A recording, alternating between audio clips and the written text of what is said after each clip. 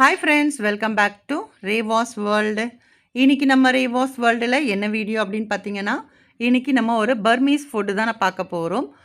Egg பேஜோ இதுதான் நம்ம இப்போ ப்ரிப்பேர் பண்ண போகிறோம். ஸோ இதுக்கு வந்து ஃபஸ்ட்டு ஆனியன் வந்து நல்லா ஃப்ரை பண்ணி எடுத்து வச்சுக்கணும். நம்ம பிரியாணிக்கெலாம் வந்து வெங்காயத்தை நல்லா ஃப்ரை பண்ணி எடுப்போம் இல்லையா, அந்த மாதிரி வெங்காயத்தை நல்லா ஃப்ரை பண்ணி ஒரு பிளேட்டில் எடுத்து வச்சுக்கிறேன். ஸோ ஒன் பை ஒன்னாக நீங்கள் வந்து ரெடி பண்ணி வச்சிட்டிங்க அப்படின்னா இந்த பேஜோ பண்ணுறது ரொம்ப ஈஸி. ஸோ அதுக்காக தான் நான் இது வந்து பொரித்து எடுத்துக்கிட்டேன். இப்போ இது வந்து ஆனியன் பொரிச்சதுக்கப்புறமா இதில் வந்து நம்ம பூண்டு வந்து பொரிக்கணும். ஸோ பூண்டை வந்து நீங்கள் தட்டி பொரிக்கும்போது கொஞ்சம் வெடிக்காமல் இருக்கும். ஸோ அதனால் லைட்டாக அந்த மாதிரி தட்டிட்டு பொரிச்சுக்கோங்க. ஏன்னா நீங்கள் முழுசாக போட்டிங்க அப்படின்னா அப்படியே மூஞ்சில் தெரிச்சிரும்.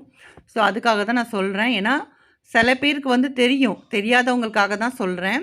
ஸோ அந்த பூண்டை லைட்டாக நசுக்கிட்டு அதுக்கப்புறமா இந்த மாதிரி பொரித்து எடுத்துக்கோங்க. இப்போ காஞ்ச மிளகா அதையுமே நம்ம ஃப்ரை பண்ணி எடுத்துக்க போகிறோம். முடிஞ்ச அளவுக்கு ரொம்ப காரமாக இருக்கிற மிளகாய் இல்லாமல் மீடியம் காரமாக இருக்கிற மாதிரி பார்த்து எடுத்துக்கோங்க. அதையுமே நல்லா பொரிச்சிட்டேன் பார்த்தீங்களா. இப்போ அதை வந்து ஒரு மிக்ஸி கப்பில் சேர்த்து நல்லா கிரைண்ட் பண்ணிக்கோங்க.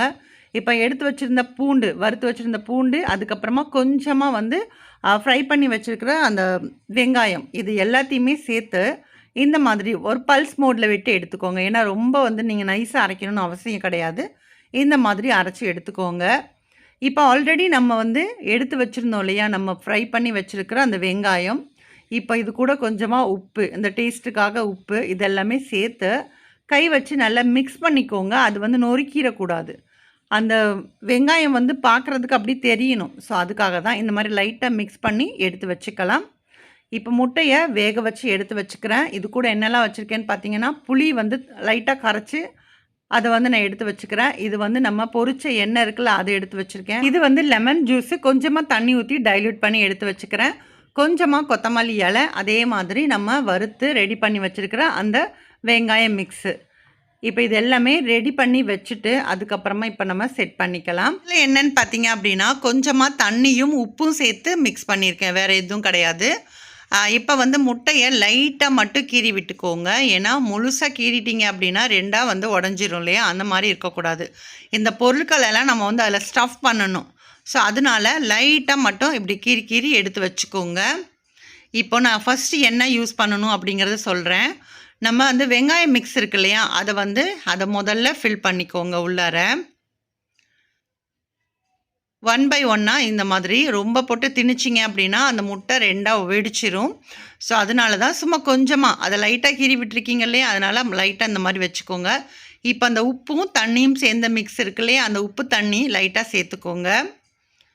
இப்போ நெக்ஸ்ட்டு வந்து அந்த புளி ஜூஸ் எடுத்தோம் இல்லையா, அந்த புளி தண்ணியும் அதை வந்து சேர்த்துக்கலாம். இப்போது லெமன், அது வந்து லெமன் ஜூஸ் சொல்கிறோம் இல்லையா, அதை கொஞ்சம் சேர்த்துக்கணும்.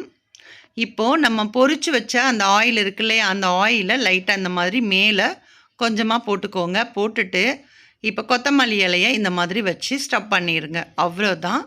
இதுதான் எக் பேஜோ. ஸோ இதை வந்து அப்படியே நீங்கள் கடித்து சாப்பிடும்போது அந்த எல்லா ஃப்ளேவர் கூட சேர்த்து சாப்பிடும்போது ரொம்ப டேஸ்ட் நல்லாயிருக்கும். ஸோ கண்டிப்பாக நீங்களும் ட்ரை பண்ணுங்கள். நான் மறுபடியும் ஒரு முட்டை வந்து செஞ்சு காமிக்கிறேன் பாருங்கள். அந்த மிக்ஸ் எல்லாம் வச்சதுக்கப்புறமா புளி தண்ணி, அதுக்கப்புறமா உப்பு தண்ணி, லெமன் தண்ணி, அதுக்கப்புறம் வந்து ஆயில் சேர்த்துட்டு லாஸ்ட்டாக ஃபைனலாக கொத்தமல்லி இலையை இந்த மாதிரி வச்சுக்கோங்க. கொத்தமல்லி இலையை வந்து பார்த்திங்கன்னா நல்லா பொடிசாக கட் பண்ணக்கூடாது, இந்த மாதிரி தெரியணும், கொஞ்சம் பெருசாக இருக்கிற மாதிரி தான் இருக்கணும். ஸோ அப்போ தான் வந்து பார்க்குறதுக்கு நல்லாயிருக்கும். ஸோ அவ்வளோதான், சூப்பரான எக் பேஜோ வந்து ரெடி ஆயிடுச்சு. நீங்களும் ட்ரை பண்ணி பாருங்கள். ட்ரை பண்ணி பார்த்துட்டு உங்களோட ஃபீட்பேக்ஸை கண்டிப்பாக என் கூட ஷேர் பண்ணுங்கள். இந்த எக் பேஜோ வீடியோ உங்களுக்கு பிடிச்சிருக்கு அப்படின்னா வீடியோக்கு ஒரு லைக் கொடுங்க. அதே மாதிரி நம்மளோட ரிவர்ஸ் வேர்ல்ட் சேனலை இது வரைக்கும் நீங்கள் சப்ஸ்கிரைப் பண்ணலை அப்படின்னா ப்ளீஸ் சப்ஸ்கிரைப் பண்ணிவிட்டு சப்போர்ட் பண்ணுங்கள். நெக்ஸ்ட் ஒரு வீடியோவில் பார்க்கலாம். தேங்க்யூ.